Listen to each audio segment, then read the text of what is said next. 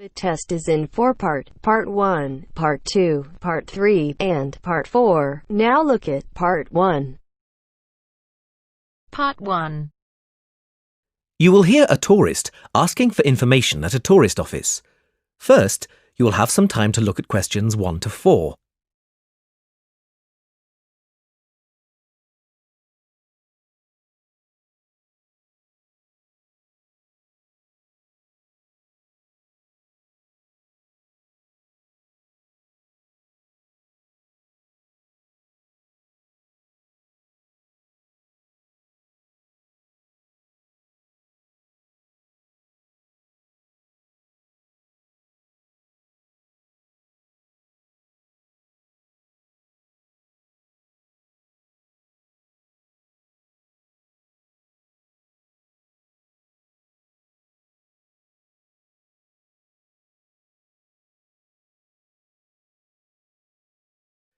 Now we shall begin. You should answer the questions as you listen because you will not hear the recording a second time. Listen carefully and answer questions 1 to 4. Hello, how can I help you? Hello. Is it possible to book a bus tour of the city here? Of course, sir. When would you like to take the tour? There are tours in the morning, afternoon and evening. Sometimes it's nice to see the city at night with the buildings lit up. We'll be going out for dinner tonight, so we'd prefer to go this afternoon. Oh, and it's for 2 people. Right. Now, I just need some details. Can you give me the names of the 2 people, please? Yes, Susan Field and James Carter. Susan Field and James... Sorry, can you spell your surname for me, please? It's Carter. C-A-R-T-E-R. Thank you. And can I have a contact telephone number? Why do you need one? Just in case we have to cancel the tour and need to contact you. I see. Well, my mobile number is 07988 636 197. That's 07988 636 197. Now, can you also tell me which hotel you're staying at? The Crest Hotel. Oh, no, sorry. That's the hotel we're staying in next week. It's the Riverside Hotel. Oh, the Riverside is a lovely hotel. Are you enjoying your stay? Yes, we are, very much. We'd definitely recommend it to others. Oh, I am glad. Now, I can book you on the tour at 4 p.m. Would that suit you? Alternatively, there is one at 2. 2 would be better for us, please. Right. That's booked for you, sir. 2 people at 2 p.m. today, August the 14th. You pay the bus driver when you get on, and it's £4 per person. Thank you very much. Before you hear the rest of the conversation, you have some time to look at questions 5 to 10.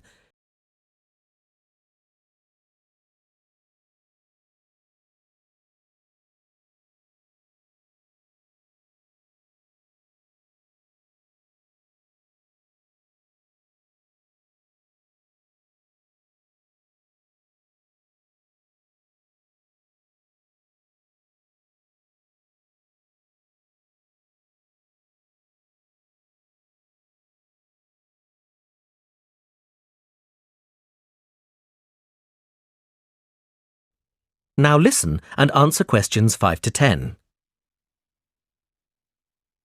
Can I also ask you about the museum in the main square?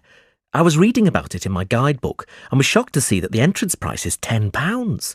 Why does it cost so much? Well, the museum has the largest collection of Latin American art in Europe. People come from all over the world to see it. But that's not the reason why it's so expensive to get in. You see, the building is very old and it needs repairs. The £10 ticket cost will go towards repairing the roof and the walls. I see. Well, I suppose it's worth paying £10 to see the collection. Yes, I think so too. Is there anything else I can help you with? Actually, there is. I was wondering if you knew of any good restaurants in the area. Well, there are a few restaurants near the harbour and a couple on the beach, which are nice. The problem is that the smell of the fish market is quite strong down there. I don't think my girlfriend would be very pleased. I know what you mean. It's not very romantic, is it? My advice would be to go to the next town. It's bigger and the restaurant selection is wider. You can get there by taxi and it only takes about 10 minutes. The town is quite picturesque. Is it for a special occasion? Yes, it's my girlfriend's birthday, so I'd like to go somewhere special. Do you know any of these restaurants well enough to tell me about them? Well, I know about a few of them, and there are pictures in this leaflet here. Oh, this one here is lovely, the Bellevue, and it's extremely popular. It has a famous chef, so it's not cheap, but the standard of the food is very high. It's right by the sea, and there are wonderful views if you get a good table. Then there's the Lighthouse Cafe, you can see the picture here, which isn't really a cafe at all. In fact, it's a great restaurant, and a lot of TV celebrities and actors eat there.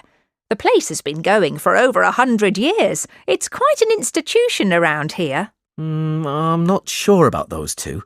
They sound too expensive to me. I was thinking of somewhere small, not too upmarket, but with good food. In that case, what about Harvey's? The same family has run this restaurant for over a century, and it's reasonably priced and really popular with local people. Oh, and there's another family-run restaurant, Stonecroft House. New owners took over a month ago, and they're getting good reviews. There's a new chef there, and the food is meant to be very good.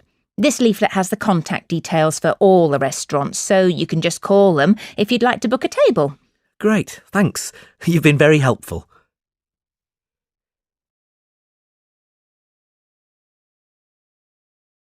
That is the end of part 1. You now have half a minute to check your answers.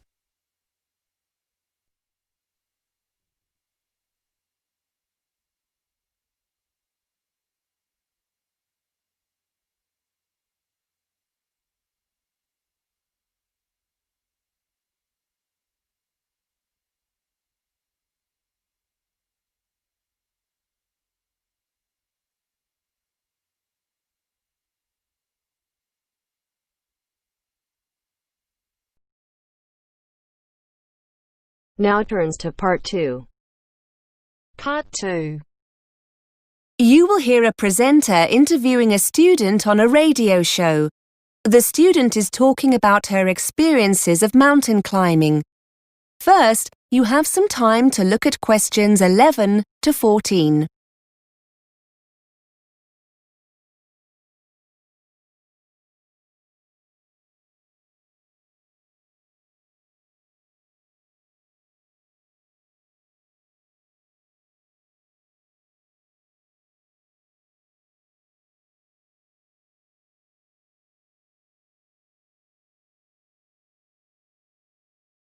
Now listen and answer questions 11 to 14. Welcome back to BURS, your independent student union radio station. We're looking at some of the incredible feats one or two of you have been up to during your summer break. I'm with Catherine, who's going to tell us about her successful climb of one of the most iconic mountains in the world, Mont Blanc. Catherine, tell us a little about your achievement. Well, actually, it was the second time I've reached the summit. The first was in 2007, the year before I came to university. People are often surprised to hear how popular the mountain is with climbers. I've read somewhere over 30,000 people attempt the climb each year, and around 200 people a day summit during the summer season, so it's very crowded up there. Unfortunately, it's also potentially very dangerous. In July 2007, the months before I did my first climb, the death toll reached 30, mainly due to bad weather conditions. The sheer number of people can cause falling rocks, which only adds to the danger. Before you hear more of the interview, you have some time to look at questions 15 to 20.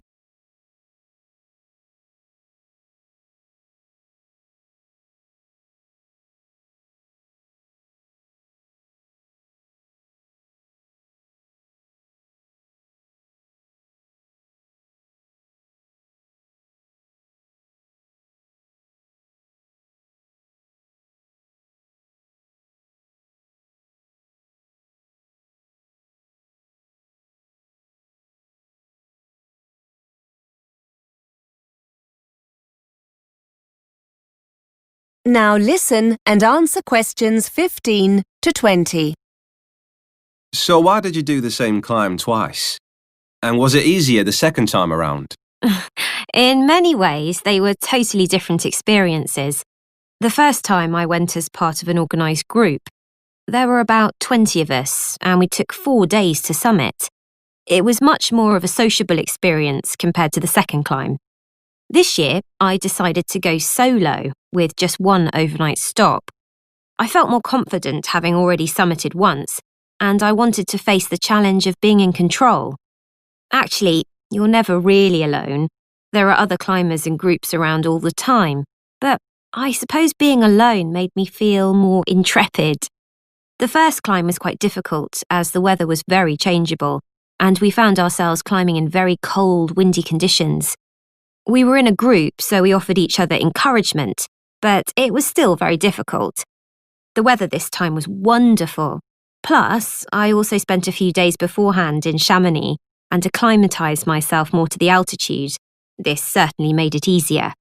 You can achieve the same thing by climbing some of the smaller peaks in the area first, but I wanted a more leisurely start. It was fantastic. I thoroughly enjoyed it. Did your experiences on the first climb help you the second time around? I'm wondering if you have any useful advice for others planning on doing something similar. Well, because the climb's becoming so popular, I think people don't always give it the respect it deserves. And I'm not talking here about the physical condition you need to be in to take on a challenge like this, or having the right equipment. That goes without saying. I think what took me by surprise more than anything else was the extreme weather conditions, even in the summer. For those who want to summit in a single day or two, the climb will often start early in the morning, so you'll need to make sure you're wearing enough layers to protect yourself from the cold and wind. You'll be glad of this when you hit queues and find yourself standing around, waiting to move on. Then at the other extreme, around midday, you must make sure you're fully protected from the sun, or you're likely to get very badly burnt. Whether you climb alone, in a group, or with a guide, that will depend on your own experience. But however you decide to go, it's essential that you take your time and get used to the altitude. OK, many thanks for taking the time to come in and tell us all about it.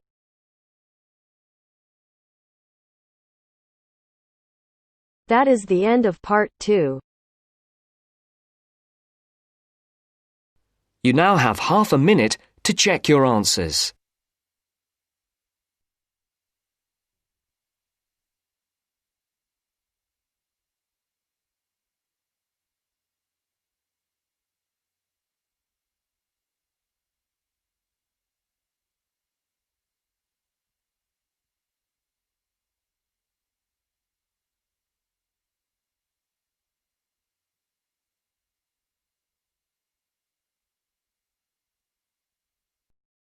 Now turns to part 3.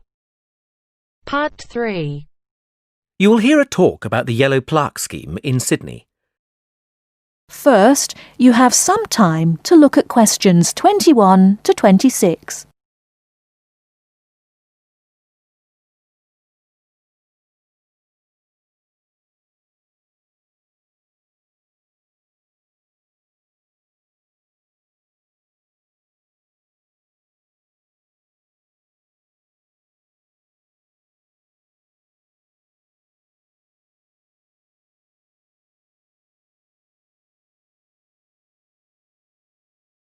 Now listen carefully and answer questions 21 to 26. Thank you for coming along to the Cultural Sydney talk. I'm going to start by telling you about the Yellow Plaque scheme, which has been running in Sydney for over 40 years and has been incredibly successful. When you're walking around the city, you'll see some buildings with a small round yellow plaque on them. If you take a closer look, you'll see the name and details of a famous person who lived in that very place. We have at present 130 plaques up in the city. The scheme has been great for tourism, but it was really started to raise awareness of the rich history of Sydney, both locally and nationally. And we think we've managed to do this. We also wanted to make people aware of the impressive list of important people who have lived in this city, and we've certainly achieved that. But that's not all. Although not part of our original aims, the scheme has also helped preserve some of the older and more important buildings in Sydney, because people now know that these buildings are a link to our past. Some of the buildings are actually over 180 years old, which for Australia is ancient. We actually think that this is where the scheme has achieved the most success, in raising the profile of our rich history. Of course, it has helped tourism, but not only that, locals also walk around looking at the plaques. It has been really wonderful in highlighting our past. Some people are quite surprised to see who has lived here. Take Errol Flynn, for example. He was married in Sydney. We are planning on putting more plaques up, and a common question is how can people nominate a figure to be put on a plaque? It's quite a simple process. Applications can be downloaded from our website. If you want to nominate someone for a plaque, you just need the person's name, where they lived, and you need 3 signatures to approve your application. Our panel then checks that all the data you've submitted is correct, and hopefully, within a year, a new plaque will be erected. But you can't nominate just anyone. A plaque can only be given to a person who is famous and has achieved something out of the ordinary, like an important politician or world record-breaking sportsman, for example. We aim to have 50 new plaques up within the next 3 years, and we have plenty of funding to do so. Our funding comes from 3 sources: the local council, community donations, and the Tourist Board. Whereas in the past, the Tourist Board put in the majority of funding, now public donations count for 65% of all total funds. In fact, our funding is so healthy now, there are plans to expand the scheme. Before you hear the rest of the talk, you have some time to look at questions 27 to 30.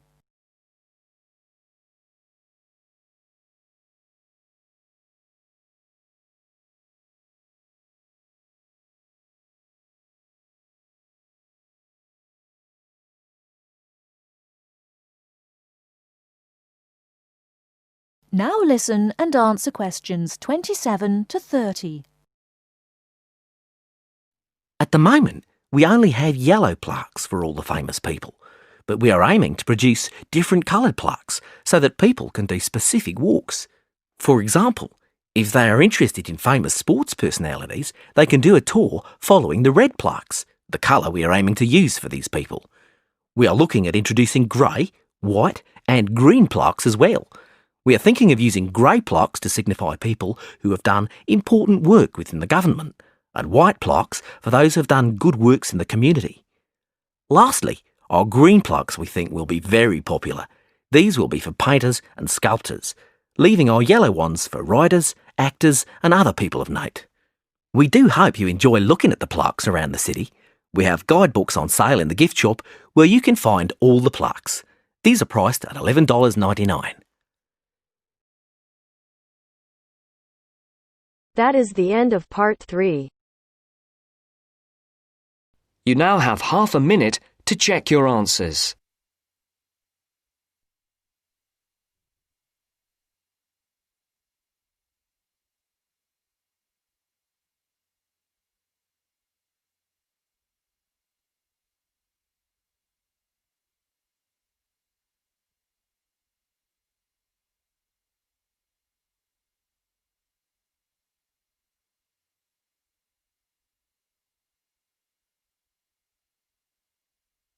Now turns to part 4. Part 4. You are going to hear a lecturer giving a talk about work placements for psychology students. First, you have some time to look at questions 31 to 40.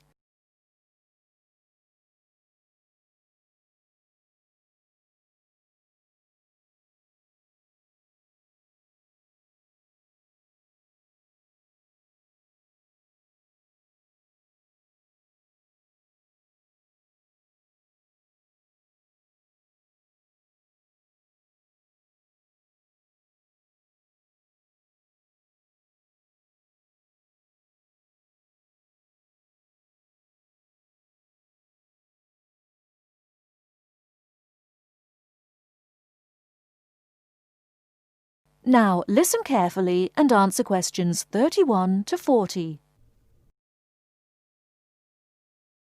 Good morning. I'm here today to talk about the placement that's offered to all psychology students. As you all know, this takes place in the third year of the Psychology BSc. I'm here to explain a little about the placement and how the process works. A lot of preparation's involved in getting these placements right, so you need to be thinking about this now. Students taking up a placement year benefit immensely from the experience. To find decent employment in the field of psychology, the chances are you'll need to undertake some form of postgraduate training, such as one of our master's courses. These courses invariably demand experience in the field you intend to study. So being able to gain this experience during your undergraduate degree is a great advantage. There's a lot to be gained from joining the scheme. Of course, it will help you identify the areas of psychology you may or may not be interested in. And you'll develop transferable skills such as problem-solving, team-working, communication skills that employers demand and that graduates often lack. Also remember that the placement will offer you networking opportunities to become acquainted with key players in your field. Many of our students who've completed a placement year take up a position with the same employer after graduation or after successfully completing postgraduate training. In fact, many of our students from previous years now hold influential positions in the police, the health service and the private sector as a direct result of their placements. The placement you choose will depend very much on your own area of interest. Those of you who have a particular interest in research can opt for a placement in a hospital unit, here or abroad, working in areas of forensic and clinical psychology. A post here can be very rewarding and allows you to contribute to qualitative and quantitative research data and learn practical research skills you can use in your coursework. For those who prefer hands-on experience of working with patients, there are a wide range of options available. We have links with several charitable and public sector organizations that support stroke patients and people recovering from serious physical trauma, for example due to motoring or industrial accidents. You'll have the opportunity to help them deal with long-term clinical treatment and pain management. There are several opportunities to work with addiction and rehabilitation units. The kind of experience you'll gain here can be very wide-ranging. For example, offering you the chance to observe group therapy and one-to-one counseling sessions for anxiety and anger management classes. Students are encouraged to give their reaction to sessions during regular team meetings, which can often be of benefit to both the student and the organization. For those of you interested in the application of psychology in education, we have a number of students who take placements working with children with special educational needs. Students in the past have worked as teaching assistants and contributed to teacher training workshops. There's a lot more information about this on the website, including case studies written by some of our previous students. These will give you a much wider and richer picture of our placements. As I said earlier, you should already be giving this some serious thought. Our placement officer, Greg Smith, will be able to advise you about the organizations we have contacts with, and we've worked with in the past. Once you've discussed the opportunities available, we ask you to contact the organization concerned to investigate potential positions and to arrange an interview. Your personal tutor will be able to help you with updating your CV and interview skills. During the enrollment process, you'll have been notified of the need to obtain a CRB check. In cases where you're working with vulnerable people, it's a legal requirement that you've had a Criminal Records Bureau check carried out. Without this, we won't be able to approve the placement. If you haven't yet arranged this, you must notify the placement officer of this during your first meeting. He'll give you the necessary paperwork to make your application. Once you have the certificate, please supply a photocopy to the placement officer.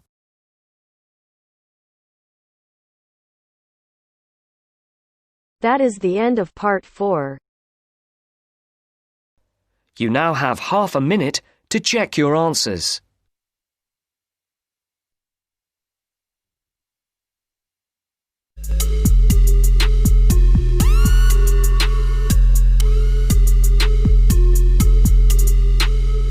That is the end of the test. You now have 10 minutes to transfer your answers to your Ielts listening answer sheet.